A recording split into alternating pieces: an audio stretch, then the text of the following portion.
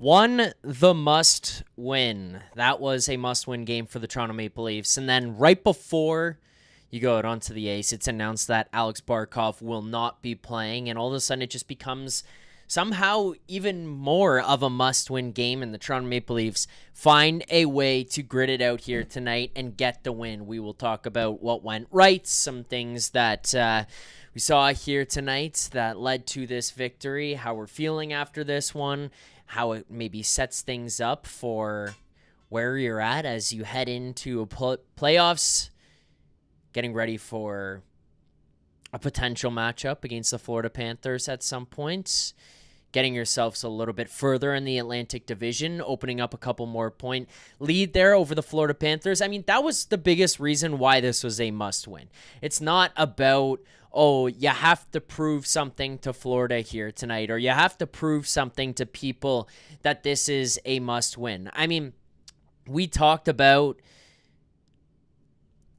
there's not much that this team could really do that would show us one way or the other that they're a different team or that they're going to have playoff success in a game here tonight against the Panthers and a win against the Panthers. But the reason that this one was so much more important and why there was so much more emphasis by everyone leading into this one about why it was a must-win game and why it was a game you had to walk away, especially with regulation win, is because of where you're at in the standings. Now, I know there was some pushback the other day when I brought up the fact that you'd rather finish first in the Atlantic and set yourself up to play the Sens. This is, a lot of it is just you don't want to have to go through the physically grueling first round that would come with playing Tampa or Florida. If you can avoid that, you'd rather avoid it. You'd rather push that off to the second round. Yeah, Ottawa's a tough physical game, but push it off. Like, you'd rather have to deal with those psychopaths in the second round and let the two of them just duke it out in the first round against each other. The other thing is, you slip into the 2-3 spots and you get yourself all wrapped up in there, you're likely kind of ending up in a position where you could easily slide to losing home ice advantage. Hold on to first, set yourself up with a series against Ottawa, minimize travel. It's just a cool series to have there against the Ottawa Senators. You have the home ice. Like, all of those things set up to be in your advantage and are just far more preferable. Like, you would much rather have that in your corner and not be able to walk away or not have to walk away from the first round being like, damn it, I wish we had finished first. I wish we had taken control of that when we could have and played against the Ottawa Senators. And it's not like the Ottawa Senators are an easy out, but you go up against the other teams, you have that excuse of, well, we had to go through a gauntlet because we didn't have that matchup, because we didn't finish first. This game became so much more important to open yourselves up against the Florida Panthers, get yourself a little bit of a cushion, a little bit of a gap, and then just kind of give yourself a tiny bit of breathing room moving forward. And the Toronto Maple Leafs did that with the win here tonight. We'll break it all down. We'll talk about some of the super chats. It's all a presentation of Bet365 as well here tonight. We are going to be joined by David Pagnotta for the first time ever on the Leafs Nation After Dark show. He will be stopping by shortly live from the Scotiabank Arena in the press box up there. So when Dave gets himself set up and gets into the show, we'll bring him on. We will also likely be joined here at some point by producer Vic, jumping on to talk about this game with us here. The goaltending, what we're thinking about who could potentially be the guy, if this one gives you any clues as to what you might want to do when it comes to the playoffs. We'll get there. We'll break it all down when we get there. But for now, we do have a Super Chat charity partner on the show this season. I don't know if people are new to the channel, then, I mean, this is your first experience and first exposure to it. For those of you who are returning, you know about it. You know that this is something we do here, and it goes to an awesome cause. If you want your question or your comment answered throughout the course of the show, you want me to bring it up, you want me to read it, talk about it, whatever it may be, you send in your super chats. You find it in the live chat section there. You choose how much you want to spend. You type in your message. You send it into the show. We will read and answer all of them. So let's get to some of our super chats here tonight. Let's start with what we've got from Maxentius Decimus. Maxentius says, And I don't know if I missed something here, but Max Entius, thank you for the super chat. He says, bro, why 6 1/3 so mad right now? I don't know if 6 1/3 open things up here in like a bad foul mood or something, but it seems like that's maybe potentially what happened there. I don't know. I appreciate the super chat regardless. Now, I mean, look, I don't know that people should be in a foul mood after this one. I actually think you should probably feel pretty good. Maybe not necessarily good because of how you expect things to go in the playoffs based on this game, but if anything, just good because you walked away with some points. But to help us maybe get an idea of what it was like down there in Scotiabank Arena tonight and what happened with this Maple Leafs win, if this is something that people in attendance were feeling positive about here tonight, we're now joined for the first time ever on the Leafs Nation After Dark by David Pagnotta. Dave, welcome to the show. How's it going? What was the vibe like in Scotiabank tonight? You know what? It took a little bit of time. Zack, and first of all, thanks for having me. Cool to be here. It took a little bit of time for the crowd to get going. Not going to lie. It took a good little over a period, I think, before they started to really get into it. And once the Leafs started to, feel it a little bit more in that second period, then the crowd was really going and really started to buzz, especially in the third period as well, towards the end. So it was nice to see finally. Maybe, when we get down the stretch, everybody gets going a little bit earlier in a game, but yeah. We'll take it tonight. I mean, one thing that I think that is going to be one of the big storylines from tonight here, Dave, is like we talked about off the top. It was a must-win. You had to walk away with these points. You got that done. I don't know that there's anything that this team could have done here tonight to prove to us one way or another that this was, we can trust them to win in the playoffs. But I think a positive here is the way that the big boys showed up. I mean, you look at the first goal, John Tavares scores. He continues an amazing season, building off what he did in March there. It's assisted by an unbelievable pass from William Nylander. Then it's Matthew Nyes, Austin Matthews, Mitch Marner connecting for the second goal. And finally, it's Matthew Nyes who buries on a great stretch pass from Marner there for the third goal and kind of iced this thing. What'd you make of the way the big boys showed up here tonight and kind of adapted to this playoff style of hockey? I really liked Willie tonight. He was all over the ice. He almost set up another goal, Bobby McMahon, right close in front in that third period. Beautiful little sauce pass to him and just wasn't able to finish. Bobrovsky was solid, but Willie was all over the place. He was creating chances. Tavares was trying to bury, and he was trying to create some chances as well. McMahon, that entire line was great. Mitch was all over the place too, and trying to create. Like this, it's a tough team to play against. Yeah, they're off, a back-to-back or on a back-to-back, and they've got a couple bodies out of the lineup. But to come up the way that they did against this group was impressive. I was watching the Stolars start here tonight pretty closely. It was one thing that I was going to be looking for going into it.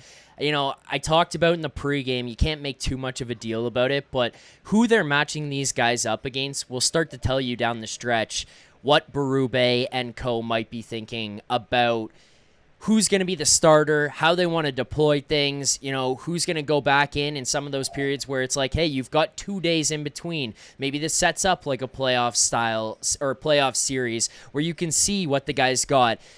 I'm starting to get this vibe that Anthony Stolarz is the guy they're going to lean upon. He's going to be the guy that they're going to look at least start game one and then go from there. I thought tonight he was great. Obviously, that first goal he's going to want back, and we kind of had texted Hutton and asked what he thought about it. It's like, it's a longer shot. It's a great shot by Forsling, but it's not too much of a screen. Probably just didn't get out to it quick enough. Do you kind of get the same read as myself here as you look at who they're playing in some of these games? And also on top of that, like the way Stolarz played here tonight, I kind of feel like he's just taking control of that starting goalie spot here for the Leafs. Yeah, he was feeling it. You could tell. I mean, again, outside of that one, which, obviously he probably wants back, but he's been solid. And the other thing to factor in here, especially from Berube's perspective, is just experience. This isn't a knock on Wall by any stretch, because he'll get that experience obviously eventually. But Stolarz, while he wasn't the starter for Florida last year, he knows what it takes to go through that run, and he can see it, or he saw it. He was a part of it. So you want to lean on that experience, as much as you can, not just down the stretch, but into postseason play. So I think they might be leaning in that direction. I agree with you. Obviously, it's going to come down to these last few games to see who's really hot, and you kind of ride the hot hand. And Berube kind of suggested earlier, in the week, he's not really going to platoon guys come playoff time. He wants to roll with the hotter hand. And if it's Stolarz, it's Stolarz. If he falters a little bit or is wavy a little bit in these last few games that he gets, and Wall is just dominant, then that changes things a little bit. But you're going to see, not only from a goaltending perspective, but also from the guys on the ice up front, in front of them, situationally, how they're also going to potentially be deployed once we get to round one. And in different parts of the game, you may see something that you have more trust in a particular line to go up against another matchup. But we'll have to wait and see how they deploy all that. But you're going to use these next few games now that you clinched to kind of try to answer some of those questions, at least internally. Well, I'm kind of curious actually on that. Like, you're talking about the deployment and where they go and how they balance some of these guys. The one line that started to look better and look like they were gelling a little bit was that third line. And I think a lot of it is driven by Max Domi. You see him, he's got jump in his legs here now. It kind of feels like he can get the vibe that he's heading towards playoffs. His style of game starts ramping up here. But on the other side of things, to kind of play the devil's advocate or look at it on maybe a little bit of a more negative side, is Scott Laughton has felt like he's not fully immersed himself. And I'm not talking about into Maple Leaf style of hockey. I'm talking about Scott Laughton and how he plays and how he just played for the last 10 years that he was in Philadelphia. It feels like that guy has not fully come here to Toronto yet. It's like, when that happens, that third line, like, there's something in there with those guys that could just be this untapped line that is going to bring another level to you, especially when you come to playoffs. But I'm curious what you thought about Laughton's game here tonight, because tonight, for me at least, felt like just one of those ones where he didn't play poorly, but he just kind of blended in, which was a little bit different than what I saw out of him against LA and Anaheim on the weekend, where it started to stand out a little bit more. Yeah, and you got to factor in a little bit of nerves as well. Like he knows there's a lot of pressure on him coming here and expected to have an immediate impact, and it's taking him a little while to kind of get going. I liked how you said when, not if, because I agree with you. He's going to find his game on a consistent level. That's going to happen.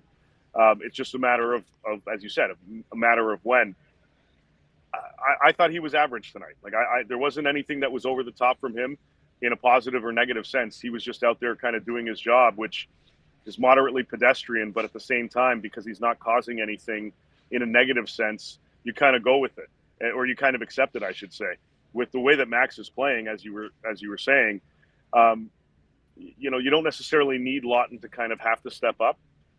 If he does, great, and it works out, awesome. But because of what they've got on that trio with Järnkrok, I mean, you don't really have to do too much. You just have to do enough to make sure you're not putting your team in a vulnerable position, or your line, I should say, in a vulnerable position.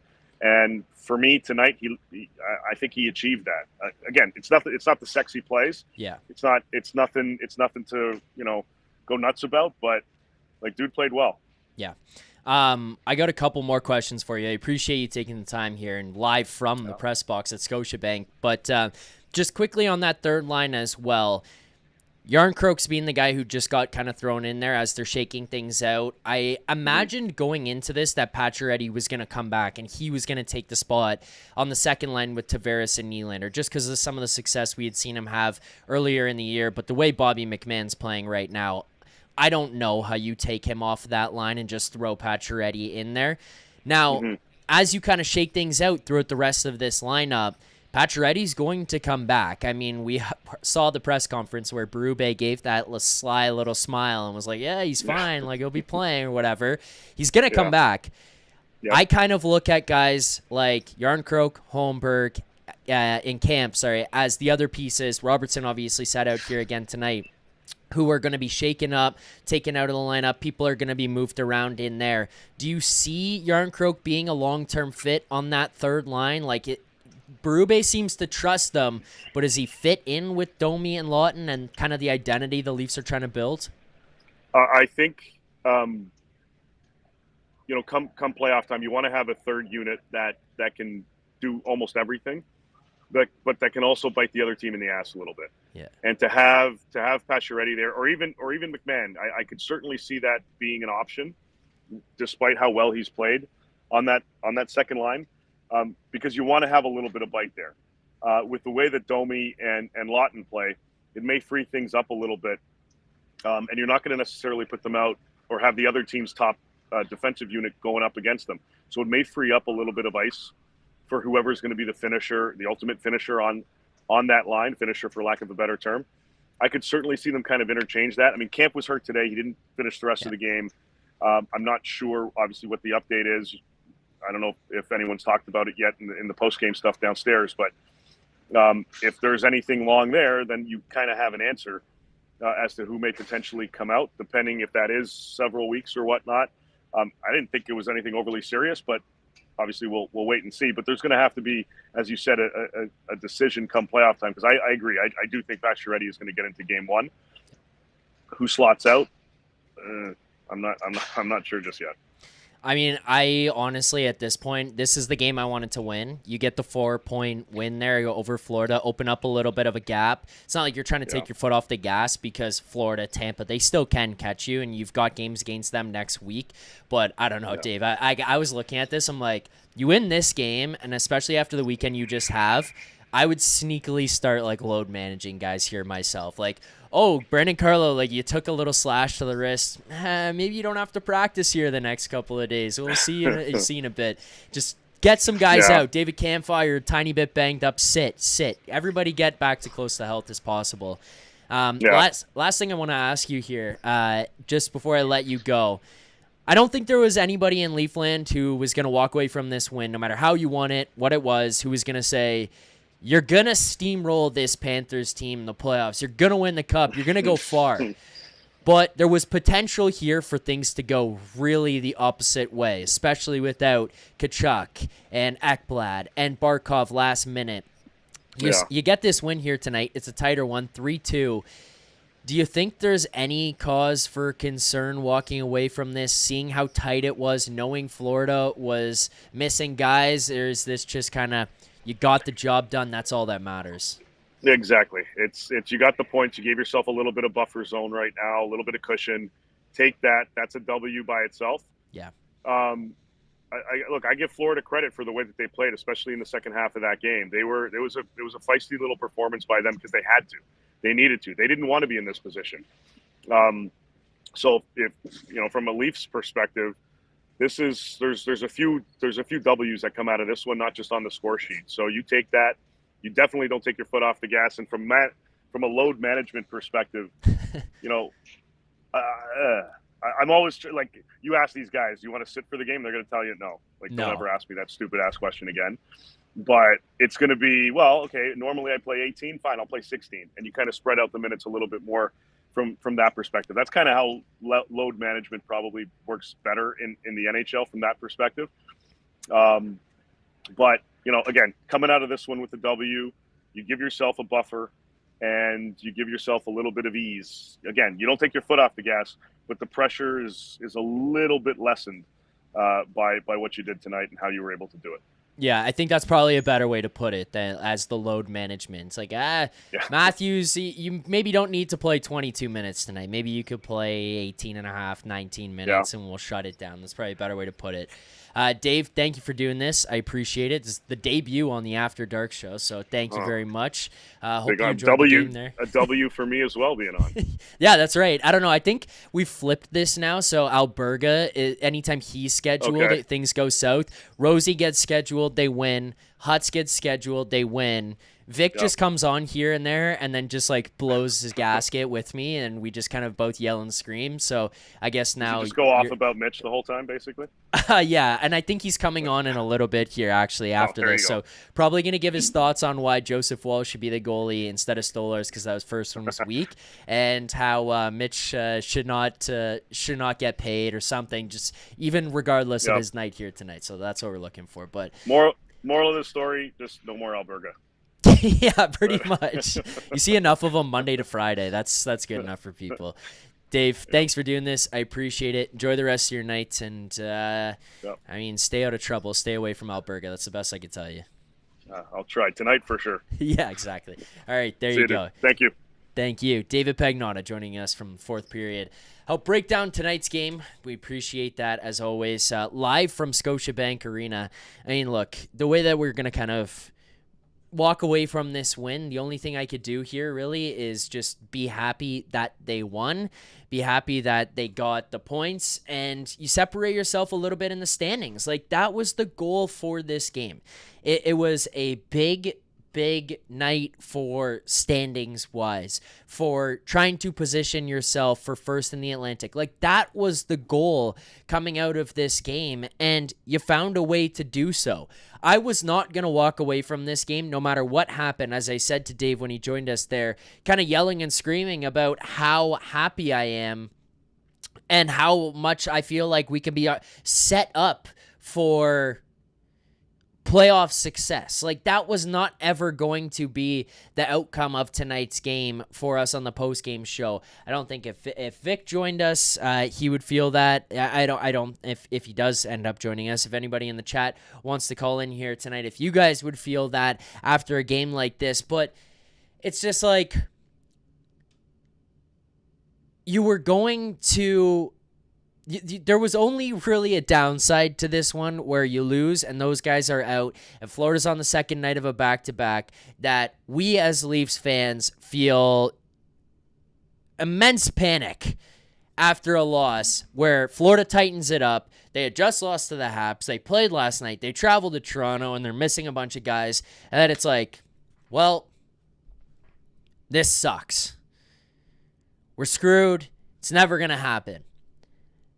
I'm not going to try to sit here and convince people that this team is destined for success come playoff time based on tonight's result, but I'm really happy that you walk away with the win here. And additionally, it's nice that the big boys get involved. I mean, the honest truth is early on in this game, there was concern for me because I thought Austin Matthews looked great. I thought Matthew Nyes looked great. I thought John Tavares and William Nylander showed up. Like, they were ready to go. Max Domi. I mean, I'm looking at Brandon Carlo, Jake McCabe, Chris Tanev. Those guys were looking great. And then it's just like, okay, this is a tight, tough game. You're going to have to battle this one out, squeak this one out. It's okay. That's going to happen. And then I just kept looking at some of the plays that Mitch was making, and I'm like, fuck, we need to get him going. We need to get it out of the guy. And then he came to life in the second period, and he showed up big time. It's not like he played poorly in the first. It was just he was doing some of those things where it was like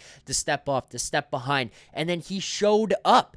The second period, the third period, he showed up. Late in the first period, honestly, even for him, he showed up and looked great. The other guys, the core four, they took over this game. They were the reason you won this one. It's a tight checking, tight scoring game. Bobrovsky was out of his mind, and then the boys showed up. The boys got on the board, and the boys were able to kind of outscore some of the issues or any of the issues that occurred tonight. And I don't say that as that analysis there as a knock to Marner. I thought he was great tonight.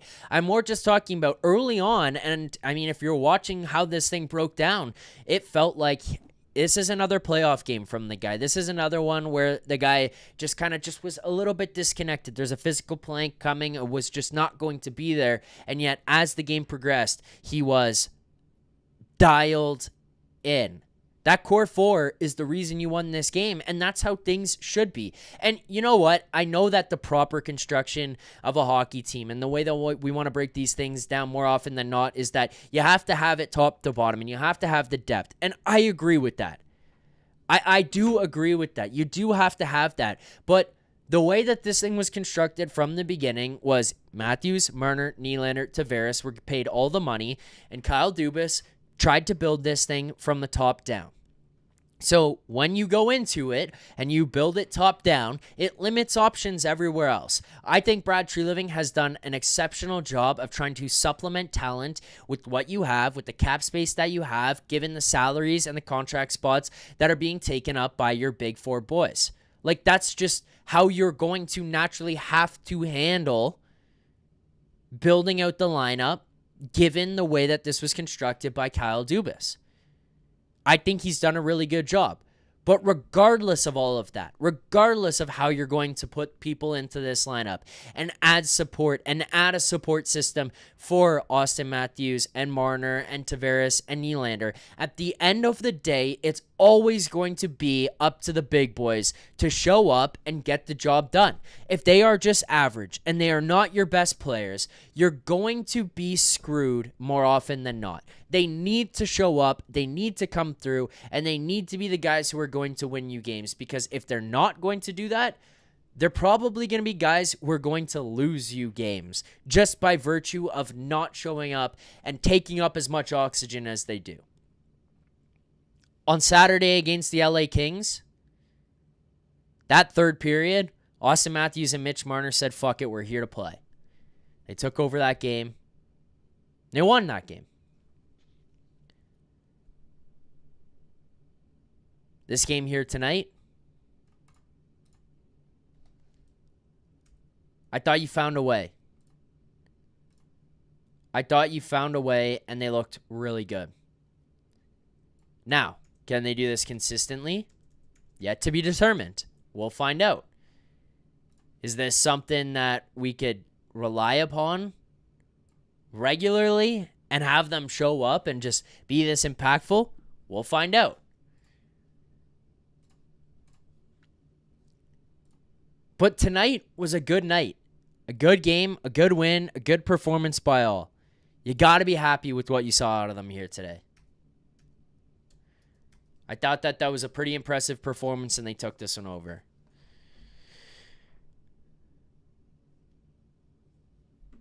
Just waiting as Vic is trying to get himself set up here on the show tonight.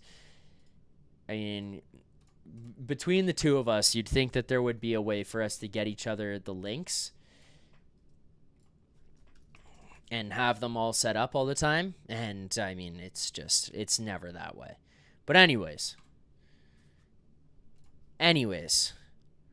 we'll try to figure it out. We'll get Vic in here in a second, and we'll get him locked in and going here on the show tonight. But yeah, I mean, I see some people in the chat there. L Easy is all pissy pants that, you know, we're talking about. Well, Mitch was showed up later there. It was not like he was unreal in the first period or anything. I'm not trying to take digs at the guy or say he's not good or whatever the heck you want to call it. The point is more so just like, there's something we've come to expect of the guy, and, you know, who he's being and how he plays and all that kind of stuff. And this started concerning. But now, the way we saw it close out for the second, and then again in the third period there, I thought Mitch Marner was pretty dialed in tonight, had himself a really good night, and he deserves the praise. So, leaping Lonnie Poffo or whatever, you're okay. It'll be all right. Everything's okay. We gave your boy credit. We can relax here now. Well, it is time now. We have a new segment. If people watch the morning show, you would have found this out. But it's time now for the Crispy Hotline. In the playoffs going forward throughout the rest of the season, we'll have people call into the show, and you guys can be a part of the hotline. But for now, for tonight, we're going to have Producer Vic in on the hotline, presented by the Ninja Crispy 4-in-1 portable glass air fryer. Meet the first of its kind, the Ninja Crispy portable cooking system. The power of a full-sized air fryer in the palm of your hand, so you can cook big or small batches. Just prep it, crisp it, serve it, and store it all in one. All right. Well, the Ninja Crispy Air Fryer is a all-in-one system that includes 4-quart, 6-cup Tupperware glass containers and 2 storage lids. The Ninja Crispy is thermal shock resistant and can go from frozen to crispy in minutes. With the Crispy Power Pod, you get the power of a full-size air fryer in the palm of your hands. The 4-quart container fits 4 pounds of chicken or veggies. That's pretty dialed in for someone like myself who's doing that all the time. Cook a personal-sized meal in 7 minutes in the 6-cup container. Max Crisp Bake Meet the Air first fryer. of its kind. The Ninja Crispy. As that just plays again. Air fry and recrisp with the Ninja Crispy. You can prep, cook, and store anything from crispy favorites to one-dish meals. Visit their website in the link in the description. Stay tuned for a chance to win a free Ninja Crispy for one of our lucky fans. Let's bring him to the show here tonight. On the Crispy Hotline, Producer Vic, how's it going? How you feeling after this win? I'm doing quite well. I was looking at the chat right when the show started. It was pretty negative vibes. I don't know what's going on here. Is it negative? Are you negative today? No, I was not negative, but everyone came in like expecting or accusing me of being ready to be negative. So I don't know if maybe that was the start of it and that's where things started to go wrong, where everyone just automatically assumed I was going to be negative, but I'm not. Like, I don't know. Look, here, let me just tell you this and then see if you agree with this. I came in and said there was no type of win tonight that was going to make me say or believe that this team is poised for playoff success. And, you know, they were going to walk away from a win here tonight, and I was going to say, rah, rah, plan the parade, put the chairs down, we've got this. Like, that was not going to happen. There was possibility for a really negative post-game show, depending on how this thing went or how they played or whatever it may have been. But ultimately, I'm happy with the win. You got the 2 points. That was what you needed. I declared this thing going in a must win. I think you guys on the morning show declared it a must win. You won. I'm happy with it. I'm just not like over the moon, like look out, you know, put the start etching our names on the cup kind of night. Yeah, literally nothing would have done that. 9-1 with hat tricks from Matthews and Marner and Willie, and I'd still be in the same place that I was this morning. Yeah. Happy with the 2 points. You had to win that game. No Barkov. I heard you talking about that with David a little bit. No Barkov, no Ekblad. Who's the third one that's out? Sorry. Kachuk, obviously. Okay, there you go. Yeah.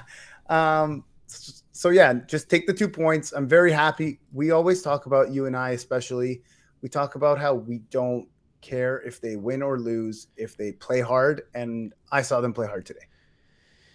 That's the whole thing, right? Like, you want to see this proper style of hockey, this process, you know? It's like Joel Embiid, trust the process. Yeah. That's what you're looking for, right? That was what I was looking for is the process of how you play, how you go through this, and, like, can we see something different in these guys?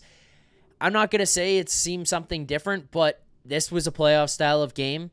Your big boys scored in a tight one in which Bobrovsky was really, really good, and everyone was involved. That's kind of checking all the boxes for today's game. Yeah, nothing else you could ask for. Stoli was great. I told you I didn't like the first one. I sent you a little text message. I was talking to Carter Hutton a little bit.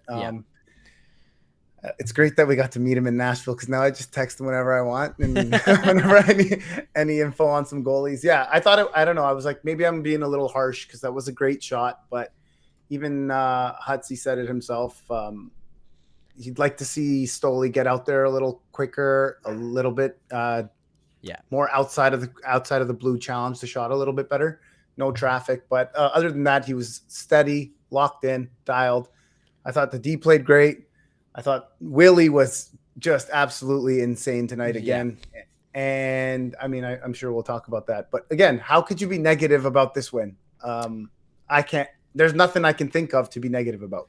No, and I mean, also to your point about the Stoli shot and how, or the Stoli goal, the goal Stoli would want back. Jesus says, try to get that one out.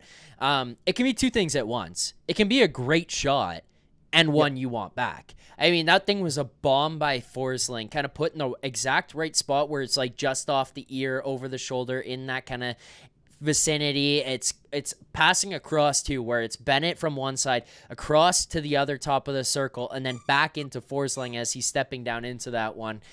But at the same time, Solars can want it back, and I think he's going to want it back. Maybe if he gets out a little bit quicker, if he's playing a little bit more kind of in attack mode rather than reactionary. I don't know, like Hutz is obviously the one who's going to be better at breaking that stuff down, but yeah, I don't know, it's just kind of how I felt about it. Those things can be true, but after that, and even before that, Stolarz was dialed in here tonight.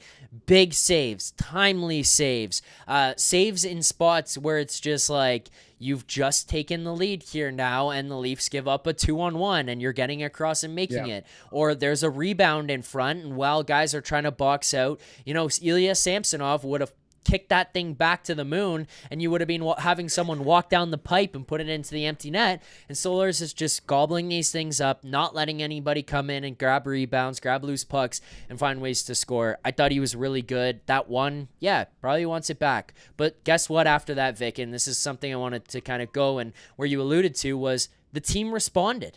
Like that, the team responded, and I think a big part of that was William Nylander having jump in his legs, and John Tavares just being ready to go right away and saying, hey, you know what, we're down one, but we're not out of this thing. Yeah, and I'm just going to go back to that first goal a little bit, and if you want to talk a little bit about negativity, it kind of seeped in for me. It felt like the playoff series against the Panthers a couple of years ago, where you're throwing everything at Bob and can't get anything, and we always are the ones to crack first. Yeah. The first one goes in, and then honestly, it deflated me watching the game. So I'm really, really proud of how they kept going. They fought through that. Yeah, you allowed one, but it's only one, and then you get the next one. And they did a great breakdown on Sportsnet there of showing John Tavares in the trail position, kind of following behind Willie, and then he followed in behind McMahon as well, and he got the puck back and fought it over, and it slid over to Willie, and then he just moves his feet. That's another thing too that we didn't see very much in the playoffs last year, is guys moving their feet and getting into the dirty areas. There was a lot of gliding and being pushed around. Tavares moves his feet, gets to the front of the net, and Willie puts it right on his tape. It was just awesome to see. Yeah. I don't know. Did you feel the same way when that first one went by? Because I got a little sad. I'm not going to lie. I wasn't angry. I was just like, God, here we go again kind of thing. I think here we go again is honestly the perfect way to put it. That's what I was going to say, where it was also first period, Bobrovsky, nothing's going by him. And I mean, I'm sure you were thinking it too. You're pretty much sitting there going, are you kidding me? Like, he's going to roll in here. The Panthers are decimated with injuries, and he's just going to steal one. Like, my brain's going to explode watching this game, because also while that's happening, I'm watching Willie and McMahon dialed in that first period with these great chances after chance after chance. And then Austin Matthews is buzzing. I kid you not, I sent a screenshot. I had 3 texts in a row come in. One from you, one from my dad, one from one of my buddies. All of them was, the boys are dialed in. Matthews looks great tonight. 34 is rocking. And it's like, he looked good. The big boys were going, and they couldn't score. And then that one goes in on Stoli, and I was just like, this is how this happens. They're going to lose 2-1. They're going to lose 3-2. And, like, we're not going to be able to score. We're not going to be able to solve Bob. And we're going to have the most frustrating conversation where it feels like we're hitting our head against the wall every single night again. Yeah, I mean, like, again, kudos. Like, they kept going. They plugged away. They chipped away. They chipped away. They chipped away. I didn't love the actual goal against, again, like we talked about. Like, I didn't like the power play, the penalty that Tanev took, because he kind of lost the puck and then high stick Marchand. I didn't notice Marchand very much today either, which is, I don't know if that's a good thing or a bad thing. Like, it's a little bit kind of scary. Yeah. It's scary, right? Like, they did that, and Sam Miskevich on their team I noticed a lot. Yeah. I don't know. I didn't really notice. Like, I didn't notice Verhaeghe much. Like, we kind of shut their big boys down right up until the end. Reinhardt popped one, obviously, but everybody played well. I have no complaints. Couple of bad penalties, obviously, but other than that, like, I'm taking my 2 points. Poorly timed penalty by Pontus Yeah. for sure. Just, I mean, be a little bit more responsible to stick. You're in the D zone with 3 minutes left there. It's 2-goal game and a team that's very capable of scoring very quickly. Like, that's, probably not the time you want to be taking one and going to the box. But otherwise, agreed here, Vic. I mean, I thought it was a pretty good night. I'm happy to get the win and get the points here and open up a little bit more of a gap.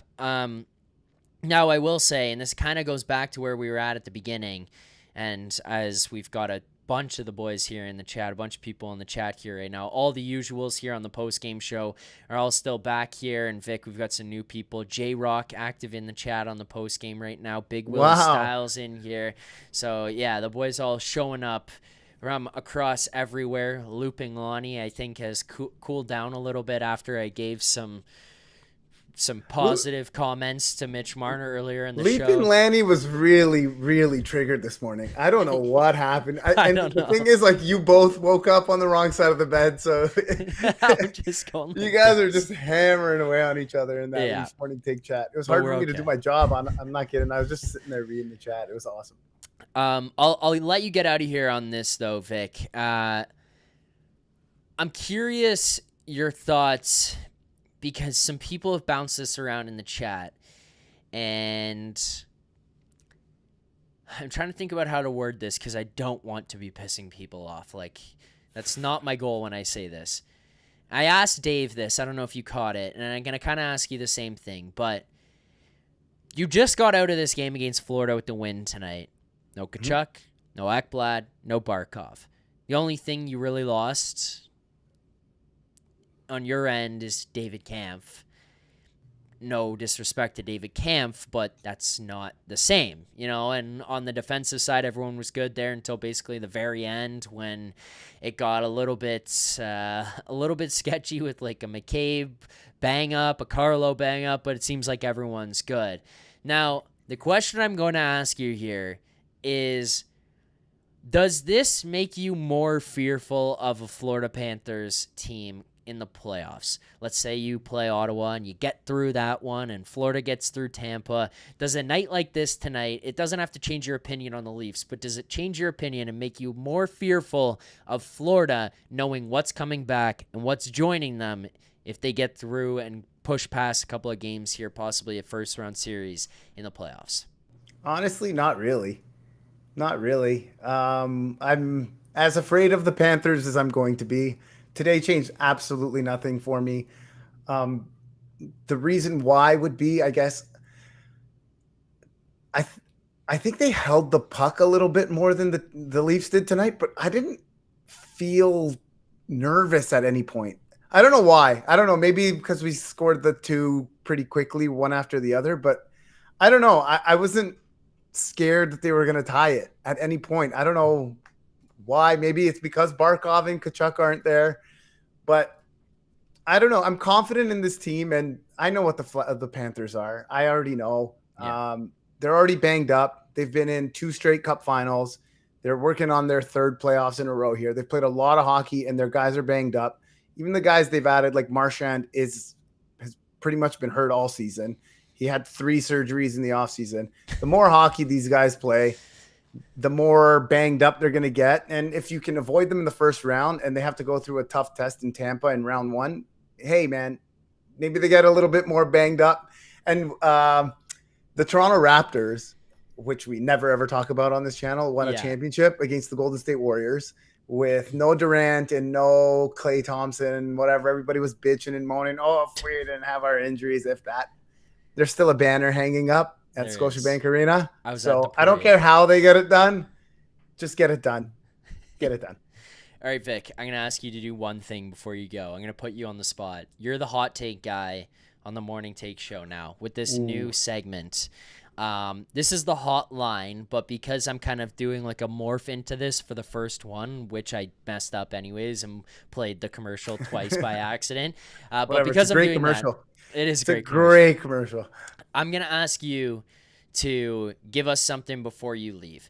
It doesn't have to be like a hot take, but like a pump-up speech, a line, something. Like anything you've got for the people before we close this out here tonight.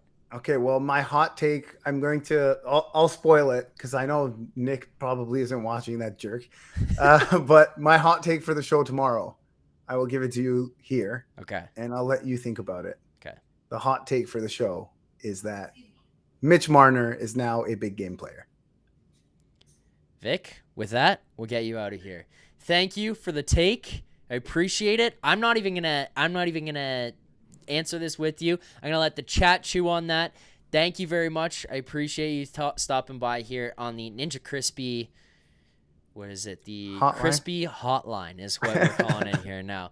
Vic, thank you as always. Appreciate taking the time, and we'll catch you tomorrow on Leafs Morning Take in the chat. See you later.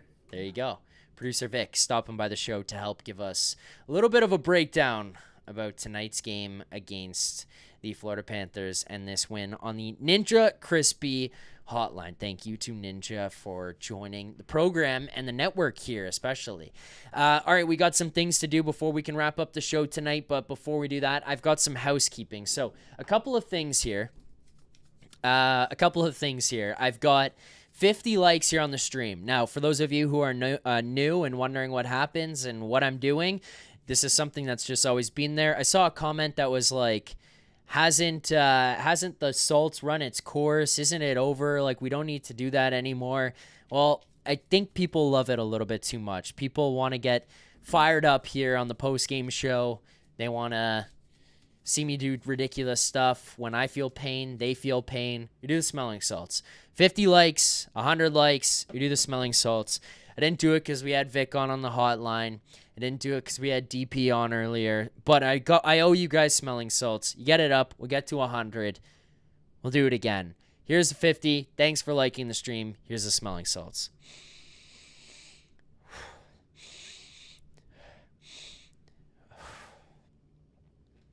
Oh. There you go. There's the smelling salts. Now, other housekeeping. We've got super chats. Let me get to those. Let's start right here at the very top with what we've left off with. Let's get to our super chats. Super chat here from So Sangnum. So Sangnum says, solid but unspectacular performance. A mini playoff type of game. Good effort through the game. Solid performances, but nothing impressive. Good 2 points. Yeah. I mean, this is kind of what we've been saying here all night. I think Dave kind of alluded to that there as well. Vic was kind of talking about that. I agree with this, and it's kind of what I started with and what I brought up with each of those guys. There was nothing here tonight the Leafs could have done that would have made me flip my opinion and go nuts with this group and say, they're winners. We're going to win the cup. We're going to go all the way.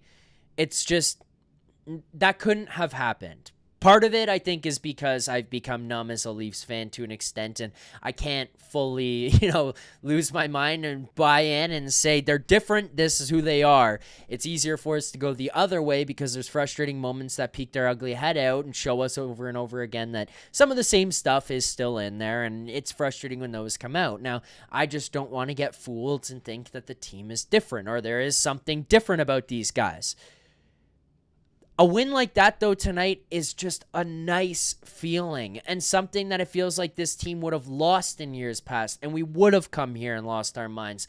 And those of you guys in the chat, you would have gotten freaked out about this one and being like, we're never getting past Florida. It's over. They're missing everyone, and you couldn't win. And yes, it's a little bit disappointing that you couldn't get a big win, and it was so tight.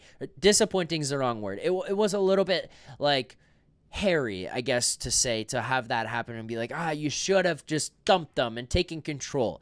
You remember earlier in the season when the Leafs were missing their big boys and they played against Florida, and Florida took them, picked them up, gave them a spank, and threw them back out the door where they came from and said, you know what? You're missing your big guys. Screw you, get out of our building. We're going to show you who's top dog. Well, you kind of wanted the Leafs to do that, but a win is a win is a win. And as So Sangnum put here, it's a good 2 points. Yeah, it's 2 points for you as Toronto, but that's taking away 2 points that the Florida Panthers could have had here, trying to catch you. They are trying to catch you for first in the Atlantic, and to be able to get this win and take that opportunity away from them and open up a little bit more of a gap and get yourself further ahead in the Atlantic and try to build up somewhat of a cushion here as you try to get guys fully recovered and ready for the playoffs and can maybe give you a little bit more breathing room. That's a banger of a night. Like, that achieves everything you were looking for going into this one and is exactly the type of outcome you'd like. Other than really, seeing Kampf and seeing McCabe get a little bit banged up, Carlo get a little bit banged up, it seems like they'll be okay long term, but it's just, that's the result you wanted out of these guys. You get the 2 points, and it's a 4-point win. Like, that's a big win, a good night. Not spectacular. It doesn't have to be spectacular, but it's a solid performance, a playoff-style game, and you got the win. Next Super Chat. So Max Entius Decimus with a little bit of the opposite take here. Kind of surprising. Max is usually pretty positive, but Max had 2 Super Chats. After years of watching them lose these... Yes, talking about them winning that. Yes, that is the positive side of this, but this is where Max goes a little bit negative. Our only hope is Tampa beating Florida. Max, look. Maybe this is more negative. I don't know. I'm trying to... I don't think it's fair to say our only hope is Tampa beating Florida. I honestly think you have as much chance against either.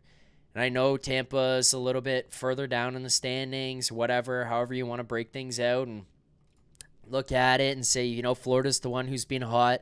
Well, on the flip side, I do kind of look at Tampa, and I know Nick's like, well, we've beaten Tampa. We found a way to solve them. I get that, but my counter to it would just be the last time you played Tampa was the end of their run where they had just played a lot of games in a short period of time. They had gone to a few Stanley Cup finals. They had won Stanley Cups. Like, I just look at Tampa as a more rested team, being more ready to go with Vasilevsky kind of peaking here and being kind of towards the top of his game again.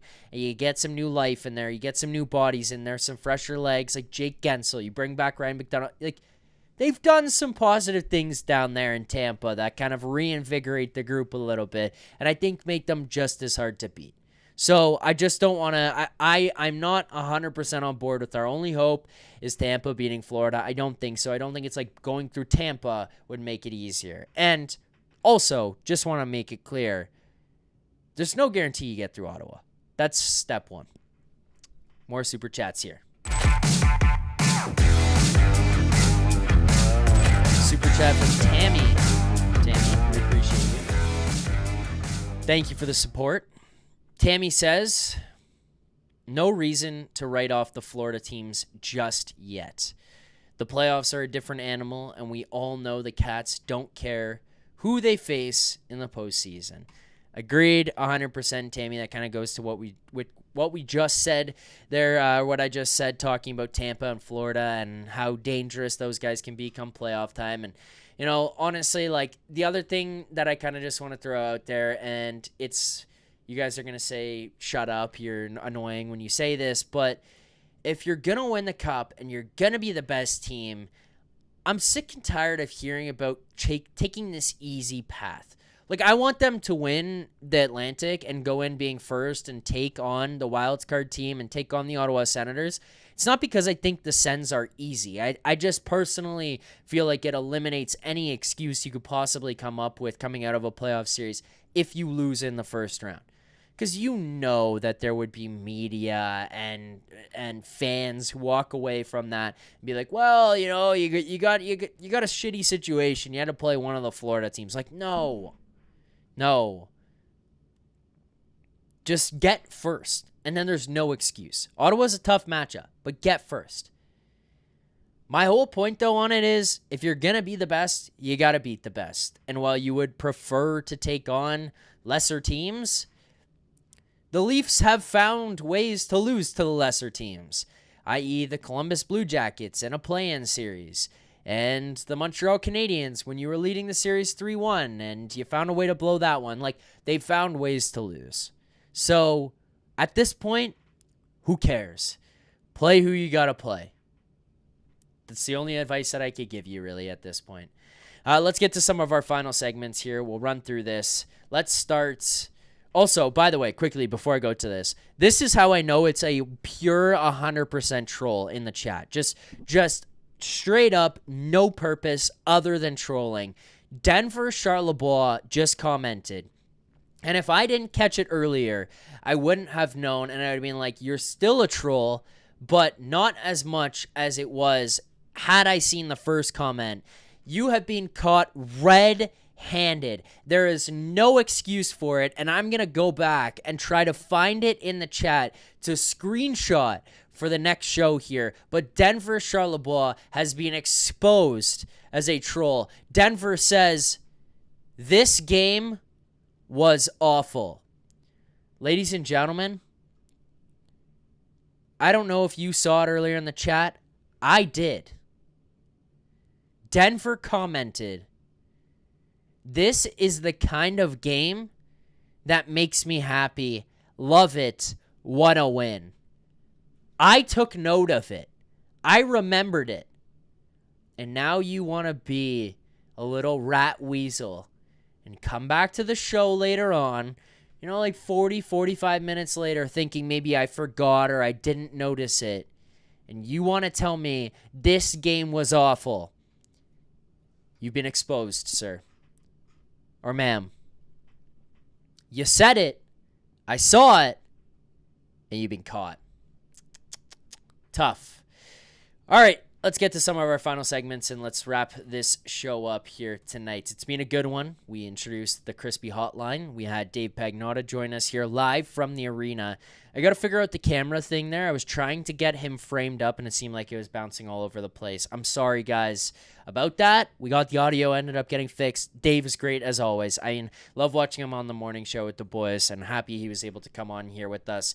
I appreciate the insights as always from him. But let's get out of here with some of our final segments.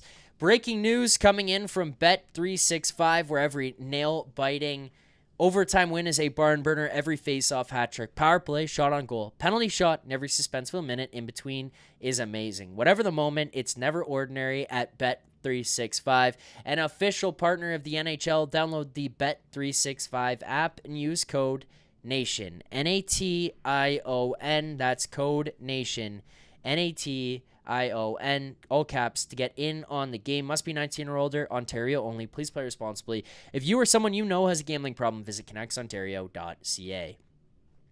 In all honesty here, as I go to get into this best bet and recap what just happened, I am still in shock.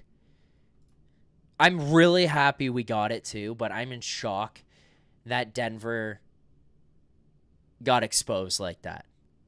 Like, just an all-time exposure to happen on the post-game show.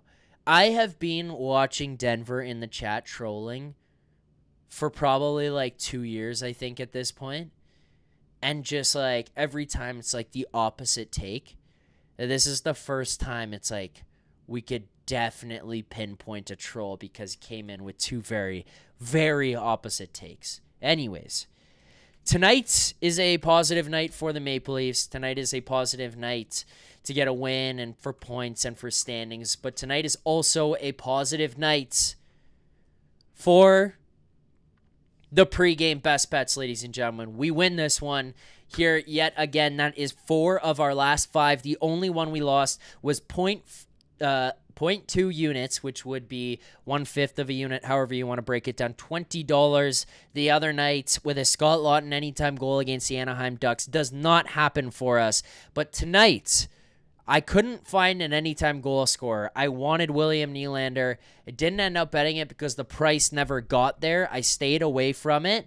I ended up going with just the best bet we had here on the pregame show, and that was the John Tavares over 2.5 shots on goal. Look, I mean, just briefly recapping what happened, what went into this one.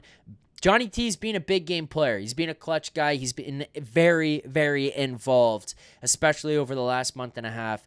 I thought it was going to continue here tonight. I thought he was going to be a dominant force, and boy, was I right. Johnny T shows up. I think he had a shot early in the first period. He gets the goal, and then has another shot later on. This guy was unbelievable here tonight. Over 2.5 shots on goal. Cashes for us.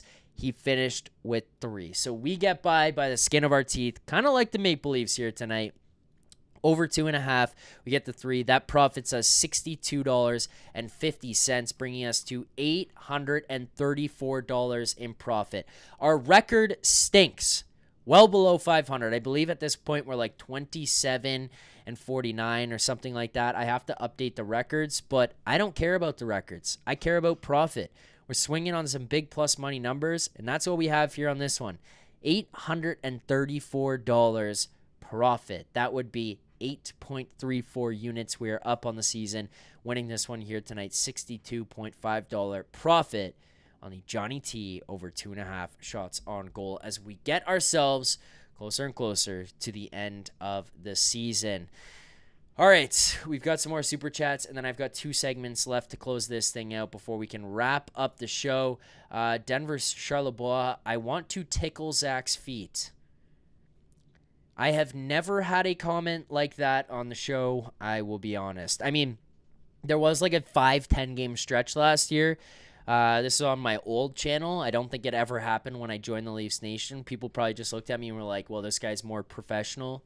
He's more serious, so we're not going to bother him. But people were asking me to show feet on stream for just no reason whatsoever. But tickling my feet, showing feet, not happening.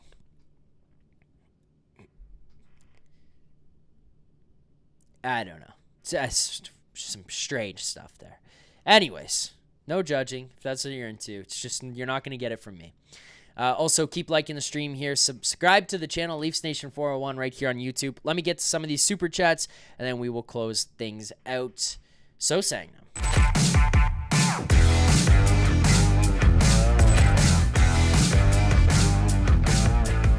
Really gonna do this, right? I'm just trying to enjoy a win. I'm trying to enjoy a 4-point night. You know, you get 2 points yourself. You take away 2 points from the Panthers. You open things up. You're sitting tight in the Atlantic Division. You're feeling pretty good, maybe a little bit comfy here. And then you sickos. And by the way, like, Tampa has a game in hand here now, and they're 3 points behind. So a win brings them within 2. Or bring within 1, sorry. So Sangnum says, make a series prediction versus Ottawa. Leafs in 6?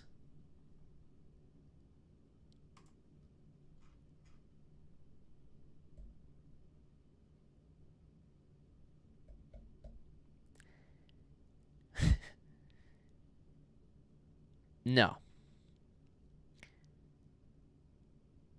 Leafs sends first round series.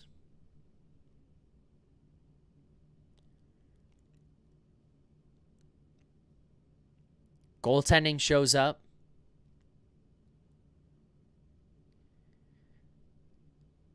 The big boys show up. The defense shows up. And it's Leafs in 4.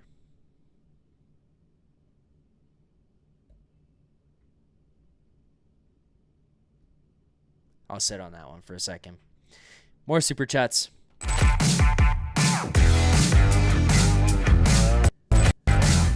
KPG. There you go. This is one that benefits everybody. First of all, we get the super chat in here and proceeds from our super chat go to Sick Kids Charity. So thank you for the super chat. And then there's more on this. This is dependent on the Leafs having success. So let's start. Those of you in the chat, pay attention. I don't know if Lisa watches my show, but Lisa, shout out here. This is good for the sponsors, too. If Leafs win round 1, I'll buy Max a beer at Greta.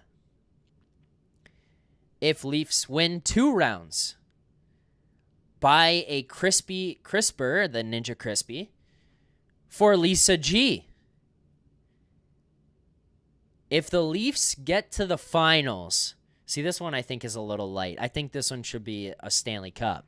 But if they get to the finals, KPG will buy a diamond for Tammy from Charm Diamonds. Guys, we're going to hold on to that one. We're going to screenshot it, save it. We're going to not forget about this, because if/when these things happen, we're going to remember that fateful day when KPG made these crazy promises and told us that he would buy Max a beer at Greta if they win round 1, a crispy air fryer from Ninja for Lisa G if they win 2 rounds, and if they get to the finals, he'll buy Tammy a diamond. Let's see what people are saying to this. I want to read. John Gallagher, throw in Fring's poutine for me. It seems like you've sold yourself short, John. KPG was dishing out there, and you just want poutine. Boys Soul, if we win the cup, can you buy us all replica cups? That's what I would want. If they win the cup, I want a replica cup right there. I got to spice up this studio somehow. I just have the hat rack that sometimes is all over the place. This Nashville towel that I got that Vic was swinging around, Preds Nation. An original 6 poster there. This is like a New York poster or something. I got like Leafs pictures up in front of me, but they're not on camera. And then up there is just my jackets, because it's like spring jackets. Okay, more super chats. Let's go through these. This is the point in the After Dark show, by the way, to those who are new to the channel, where things just kind of get out of control. I mean, there's no real way around that. This is just kind of what happens now. Super chat here. I'll do these 2 together because it makes it easier. Maxentius Decimus, you seem moody. What's your OnlyFans? No OnlyFans. I don't have that. I'll never do that. Unless the Leafs Nation comes to us one day and asks for us to do that. Until that point, there is no consideration. So it's a no. Other super chat here, and we'll tie this in together. It's the last one that I've got queued up here, as we have raised about $40 for Sick Kids charity here tonight. So Sanctum says, oh my God, is there any way you can organize a way for the community to add money to a group pot and your channel bets that money on the Leafs winning the cup? I'm going to say no. I don't know the legality of that happening, and I would think that that's probably not something we could do. I like the thought. It sounds like fun, but maybe we just all bet on our own over on Bet365, and that's the way we go about it. All right, let's get out of here with a couple of only mullets. Yeah, that's good. Let me just see what the chat is saying right now.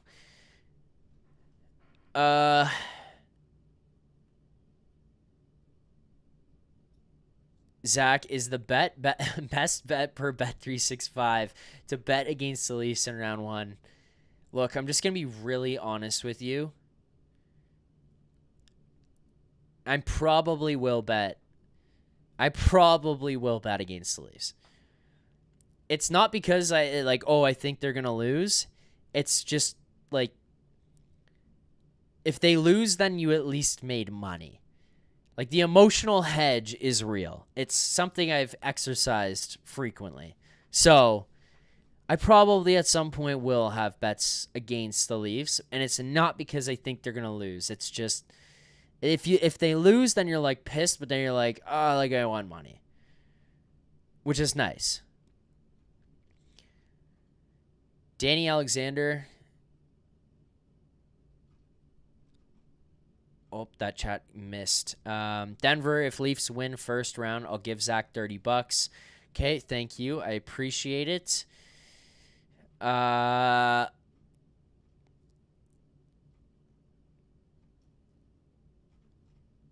Vic is in a battle in the chat. Only mullets comment of the night. Ryan Wheatley, Zack has his nails painted blue and white for sure. Okay, fair enough. I don't. What else we got here? Put money on a Game 7 OT loss. Yeah, that seems like the most sure way to go about it. All right. So saying them. We got more super chats here. Oh.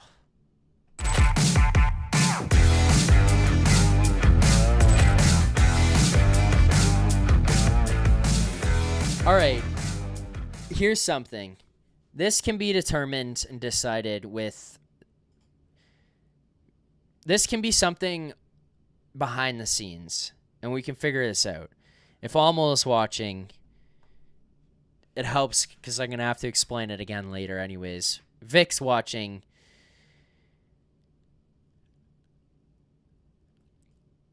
So saying them, sick kids love your mullet, hashtag lonely fans. Someone in the chat there just asked. Let me just try to find it.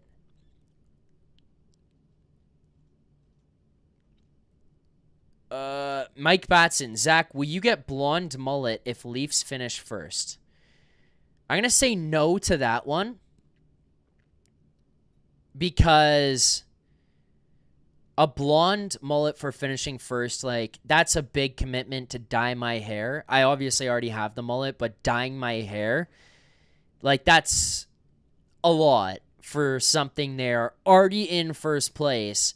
And, like, what, you got 76, 77, 78, 79, 80, 81, 82. So 7 games. I always have to do that. I can never figure it out. 7 games left. Like, if I get there,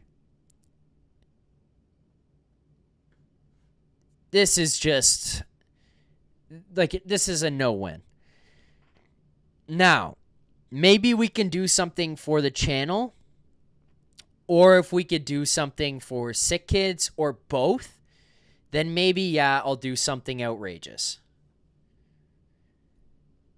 Maybe I'll dye it or whatever, but a blonde mullet is not happening for first in the Atlantic. We could talk about it, we could think about it, but it's not happening for first in the Atlantic. Oh, here, this is where I get down a slippery path. So saying them, if Leafs win cup, will you cut your mullet on stream for charity? Yes, sure. Diz K, think about how bad Zack will get chirped if they lose in the first round. Yes, agreed. That's why I cannot do a first in the Atlantic mullet. That's ridiculous. Austin Matthews hairline. Zack, if Leafs win cup, you go buzz cut. Sure, I'll do it with what So Sang them there says. Tammy, Zack, if you don't want to permanently fuck up your hair, bleach it every 3 months. No. Ryan Wheatley, paint your face blue for the next live. When is the next live? Saturday? Who do they play Saturday? See, I told you. This is when the point in the show just gets nuts. Saturday is... Sorry, Columbus. Sure. But I have to get a certain something here on the show. We have to get 100 likes on the show here tonight, and I'll do blue face paint on Saturday. How about that? Okay? John Gallagher, if we win the cup, I will grow a skullet like Al Iafredi. I like that. Mike Batson, blonde mullet if Leafs make it to cup. No. The reason I say no to that is because if they make it to the cup, I am at least superstitious enough that I can't change it once you get there. Like, if I don't have it the whole time, I'm not changing it when we get there. Billy T, shave one side of the beard and the other side of the mustache. You guys are sickos. Denver, if Leafs win a cup, Zack has to shave his eyebrows. Like, you got to remember, I do have a job, and I guess this is my job, so never mind. I do have a girlfriend. She probably won't like that. even the suggestions we've already thrown out here, I don't know that she's going to like very much. Let me answer this, and I got a couple super chats to get to. Danny Alexander, Zack, sincerely, do you believe the Leafs can stand up against a playoff-poised physical team like Ottawa or Florida? I don't see it, man. When teams are physical, Leafs seem to shut down. Danny, for the most part, I agree with you. Where my pushback comes is that they've shown in games that they can do it. It's not like they've just permanently shown us, they don't have it, they can't do it, they can't get it done, yada, yada, yada. Like, that's not being the case. Like, we can't realistically look and say every time it gets physical, they're bad.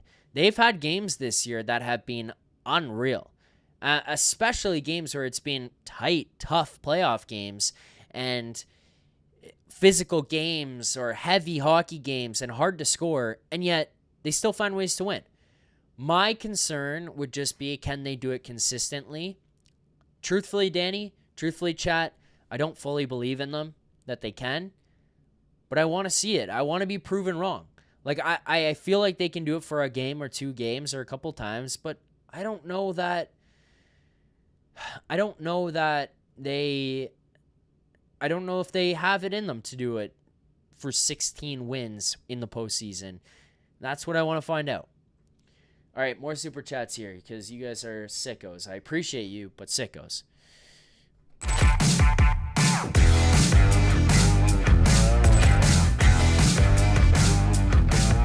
Maxentius Decimus, will you show Nip if we win 2 rounds?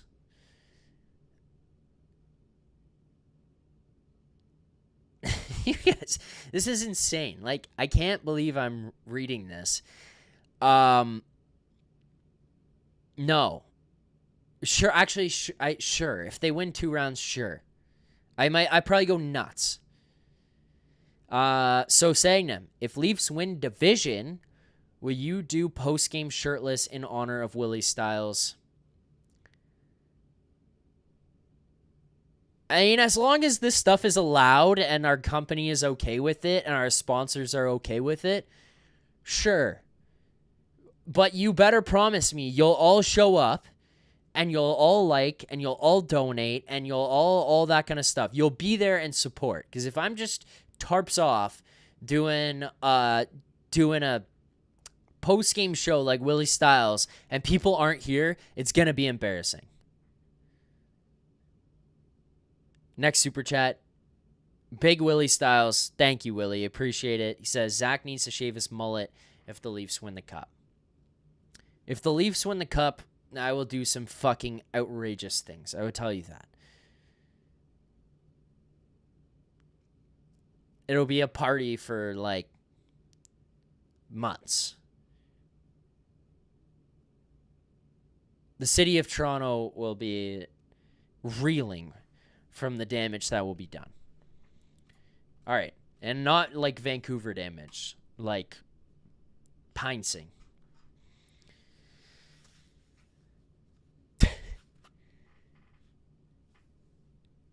I don't even want to read some of the stuff that's going on in the chat right now. I do not. This is a nightmare. Shaving head's not a big deal. See some commitment. 6 1/3. I was a stripper. Oh my God. It is Leafs After Dark. All right.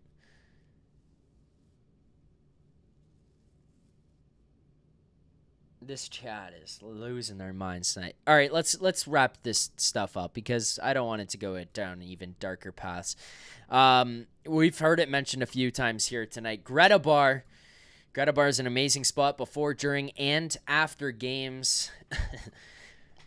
Check out the great street food menu and games in the arcade. I mean, Greta Bar is a spot that I go to, snacks, all that kind of stuff, whether it's while I'm drinking, if it's just for dinner, if it's whatever later, if I'm stopping there. It doesn't matter. Greta Bar is an amazing spot to be heading to. Excuse me. I love heading over to Greta Bar. Beat Producer Vic's ass at the games that they've got there as well. Weekly drink specials. Greta Bar is the place to be. 590 King Street West. Greta Bar. Let the games begin. With that, let's get to our play of the game. Our play of the game is presented by Greta Bar. I think I just did my stuff backwards. The chat has really thrown me for a loop here tonight with how things just closed out and what I'm reading. Will you expose feet for the no. This is for winning the cup, sure. Okay, yeah, 150 likes for the blue, 120 likes for the blue face. Okay. The play of the game for me. Play of the game for me, it has to be the Willie JT goal. I mean, the other ones, they get a lot of credit, and I want to shout them out, and I'm not dismissing them. But it's the Willie JT goal. Like, you're down 1-0. It feels like, Bob's going to shut the door. You might not be able to solve them. How are you going to find your way back? And then it's a great chase down by Bobby McMahon, hard in on the forecheck, great pressure that he pushes on the defense. John Tavares follows it up. He's able to kind of disrupt the play and have the puck bounce across to Nylander. And then JT goes to the right spot. He's got his stick on the ice. He's ready to go. Willie with the fake one-timer pass across. JT, a little tip in, continues his unbelievable season. The boys are just playing real good hockey here tonight. I thought that they looked awesome from start to finish. The core guys actually showed up here tonight, and it starts with that play where it's a great chase down, a great recognition by William Nylander, and then a great finish by John Tavares that ties that thing up, flips this game on its head, and then the Maple Leafs end up scoring 2 more after that. It obviously ends up 3-2, but, it's a tight playoff-style game, and one of the biggest knocks I've always had against them is that the big boys don't score in these ones, and they can't find ways to solve goaltenders.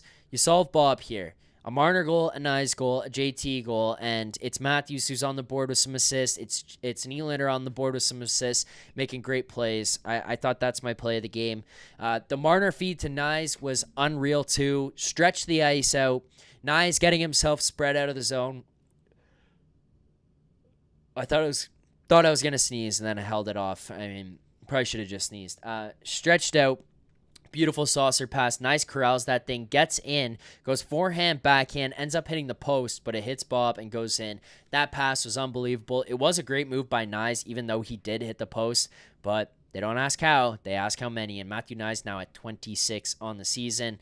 As well, the Mitch Marner goal was just great. And, shoot the puck, Mitch. Shoots the puck, scores a goal. It's hard to be mad about this game here tonight. All right, that is our grade of the game, or our play of the game. Let's now get to our grade of the game. Shut this thing down. Grade for me is an A. It's not a perfect game. It felt a little squeaky. You get out of there a little tight. The late penalty was a little bit sketchy, but the big boys score. It's tight hockey. It is still Sam Bennett and Reinhart and Bobrovsky and Forsling and Seth Jones over on the other side. And you got the win. In a game that you needed to win, you got the win. I can at least just bare bones be happy about that. And I look at on some of the other stuff on top of that. Yeah, 0 for 1 on the power play. You go 1 for 2 on the penalty kill, 50% success rate.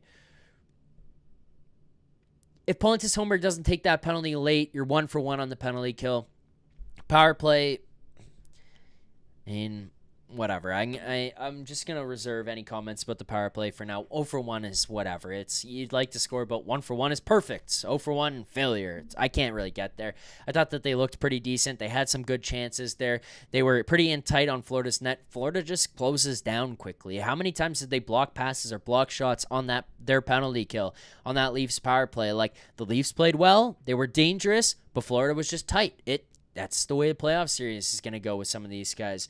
The one thing I will say is Matthews seemed a little low on that penalty kill. He looked like he slumped down a little bit much. When that pass ended up going out to Reinhart up top on the late power play, he was a little bit slower getting out and getting across to it, and then it's just screens in front of Stolarz. He really had no chance. He did actually end up getting a blocker on it, but obviously just no realistic opportunity or chance for him on that one. That is my grade for tonight. It's an A. It's not an A+. There was guys missing on the other side, but you can only play who your opponent is. And tonight, your opponent was still played tough.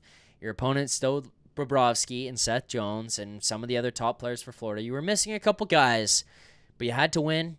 You did. I don't care at this point. Just get out of there. You got the win. You're healthy. That's what matters. That's all for me here tonight on the show. I will be in the chat tomorrow on Leafs Morning Take. I will be buzzing around in there with the boys. I don't know if you saw Producer Vic before he left. He did point out tomorrow, Leafs Morning Take, 11 a.m. Eastern Time, right here on this channel, Leafs Nation 401. They've got Jamie Noodles McLennan joining them to help break down tonight's game, tee up what we could be expecting out of the playoffs, the goalie rotation, all that kind of stuff, and more as well. If you guys haven't checked it out, I mean, over on the Daily Faceoff channel, I'm part of the Jeff Merrick show there. I produce that. Jump on with Jeff and talk to him a bunch. We have amazing guests that roll through Monday to Friday, 3 p.m. Eastern Time on the Daily Faceoff YouTube channel. Make sure to check that out. But every Monday to Thursday at 9 a.m. Eastern Time, you can find J-Rock, Big Willie Styles, some other people who have shown up to the chat here, whether it's tonight or in the past couple of weeks. You'll find them there. As Big Willie says, see you later. You'll find them in the Morning Cup of Hockey chat, 9 a.m. Eastern Time. Breaking down all the games from the night, looking up to the games that are coming up that night, and having amazing guests. Morning Cup of Hockey, 9 a.m. Eastern Time tomorrow. They will have Pierre Maguire stopping by the show. Thank you all for showing up to the show here tonight. Thanks to those of you who are new. Hopefully you enjoyed it. Hopefully you subscribed to the channel. Thank you guys who have come back here yet again to watch another Leaf Station After Dark with myself. That is going to be all for us on the post-game show here tonight. The Toronto Maple Leafs win this one 3-2 against the Florida Panthers, open up a 4-point lead against the Panthers, and on top of that, a 3-point lead on the Tampa Bay Lightning. Thank you all for watching. Game number 75 of the Toronto Maple Leafs regular season, winning this one.